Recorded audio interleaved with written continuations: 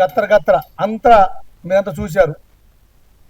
మేము ఒకటే ఈ వేదిక ద్వారా భారతీయ జనతా పార్టీ నాయకులకి, సోకాల్ హిందుత్వవాదులకి ఒక విషయం చెప్పదలుచుకున్నాం.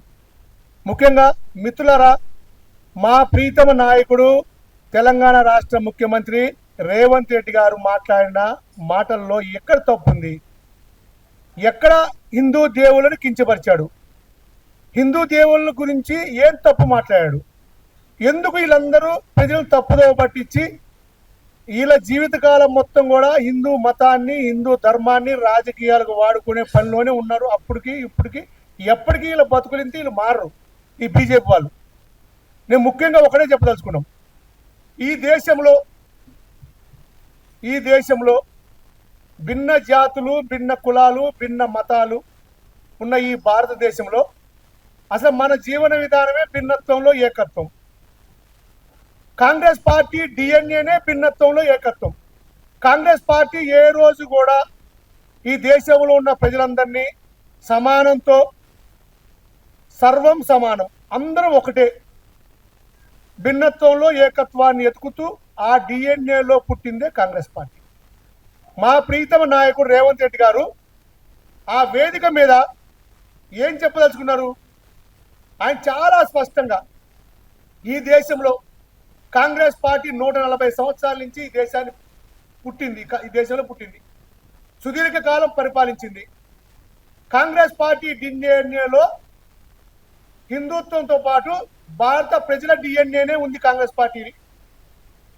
ఈ దేశాన్ని ఐకమత్యంగా, ఈ దేశాన్ని ఒక్క తాటి మీద విచ్ఛిన్నం కాకుండా భారతదేశాన్ని కాపాడుతున్నదే కాంగ్రెస్ పార్టీ అని చెప్తూ, అందులో భాగంగా ఆయన చాలా స్పష్టంగా, అసలు ఎంత స్పష్టంగా ఎంత మంచిగా చెప్పారంటే, నేనైతే రేవంత్ రెడ్డికి హ్యాట్స్ ఆఫ్ చెప్తున్నా, చేతులు జోడించి నమస్కరిస్తూ, ఒక హిందుత్వవాదిగా, ఒక హిందూ ధర్మాన్ని కాపాడుతున్న వ్యక్తిగా, ఒక హిందువుగా నేను చాలా గర్వపడుతున్నా. మన సమాజంలో జరుగుతున్న వాస్తవ ప్రశ్న కళ్ళ కట్టని చెప్పాడు. ఏది ఆ వేదిక? ఏంది?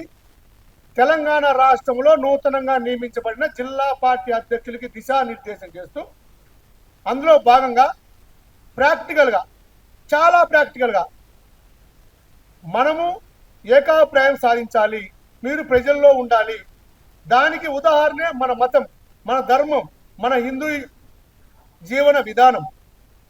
అందులోనే 3 కోట్ల మంది దేవతలు ఉన్నారా లేరా అని అడిగాడు. అవును, ఉన్నారు. సంవత్సరానికి ఒకసారి మనం ముక్కోటి ఏకాదశి పండుగ చేసుకుంటాం కదా, 3 కోట్ల మందికి దేవతలకు స్వాగతం చెప్తాం కదా. ముక్కోటి ఏకాదశి పండుగ చేసుకుంటాము, 3 కోట్ల మంది దేవతలు ఉన్నారు, నిజమే కదా. 2 భార్యలు దేవతలు ఉన్నారు కదా, నిజమే కదా. ఆంజనేయ స్వామిని అందరూ పూజిస్తారు కదా, నిజమే కదా. ఒక కుటుంబంలో తండ్రి అయ్యప్ప మాలేసుకుంటే, కొడుకు శివమాలేసుకుంటే, తమ్ముడు హనుమంతుడు మాలేసుకుంటే, తల్లి భవాని మాలేసుకుంటాం. మేమంతా మా చేతికి కంకణాలు లేవు, మేమంతా దేవాలయానికి వెళ్ళట్లేదా?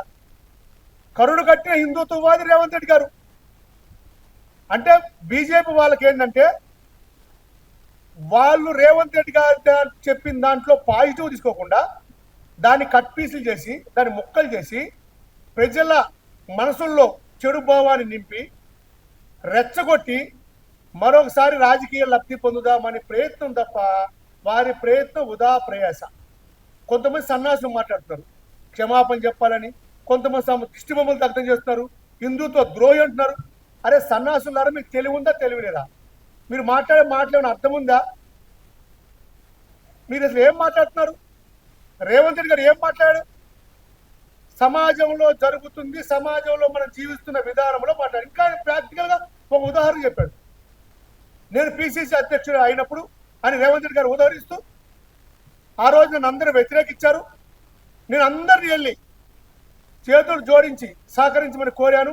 ఈ రోజు అందరూ సహకరించి, మా నాయకులందరూ కాంగ్రెస్ పార్టీ కలిసికట్టుగా సహకరించి ఒక దుర్మార్గ పాలన అంతరించి ఒక ప్రజాపాలనని ఆవిష్కరించింది. అది ఆ రోజు 3వ తారీఖు, నిన్ననే అని స్పష్టంగా చెప్పాడు. ఆయన జీవితంలో ఆయన జరిగిన సంఘటన కూడా దానికి అన్వయించుకున్నాడు. మేము ఒక్కటే చెప్పదలుచుకున్నాం, కాంగ్రెస్ పార్టీ వేదిక నుంచి చెప్పదలుచుకున్నాం బీజేపీ నాయకులకి. గతంలో ఒక సామెత ఉంది ఈ బీజేపీ నాయకులు చేస్తుంటే, అర్థమైందా? వంకలు పెట్టి అమ్మంట వంకాయ చూపించగానే నల్లగొంది తాకనందంట.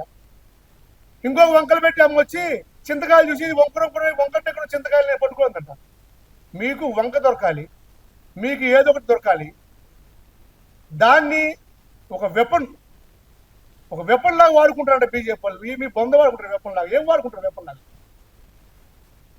హిందూ సమాజం గర్విస్తుంది. రేవంత్ రెడ్డి గారు హిందూ ధర్మాన్ని, హిందూ సమాజాన్ని, హిందూ దేవుళ్ళని జీవన విధానంలో పోల్చి చెప్పాడు అనేక పర్యాయాలు.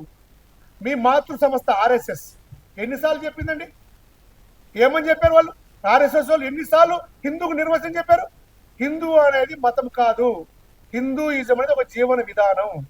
మేము కాంగ్రెస్ పార్టీ నాయకులు, కాంగ్రెస్ పార్టీ కూడా మా అగ్రనాయకుడు రాహుల్ గాంధీ గారి నుంచి మా కింద స్థాయి దాకా ఒక జీవన విధానంలో భాగంగా ఈ సమాజాన్ని ఆ జీవన విధానంలో ఆవిష్కరించే విధానం కాంగ్రెస్ పార్టీ అన్ని కులాలని, అన్ని మతాలని, అన్ని వర్గాలని సమాన దృక్పథంతో భిన్నత్వంలో ఏకత్వంలో సాధించే విధంగా కాంగ్రెస్ పార్టీ పరిపాలన ఉంటుంది, కాంగ్రెస్ పార్టీ ఆలోచన విధానం ఉంటుందని మా ముఖ్యమంత్రి గారు ఆ వేదిక ద్వారా మా జిల్లా అధ్యక్షులకి, కాంగ్రెస్ పార్టీ శ్రేణులకి, ఈ సమాజానికి ఒక మంచి మెసేజ్ ఇచ్చాడు.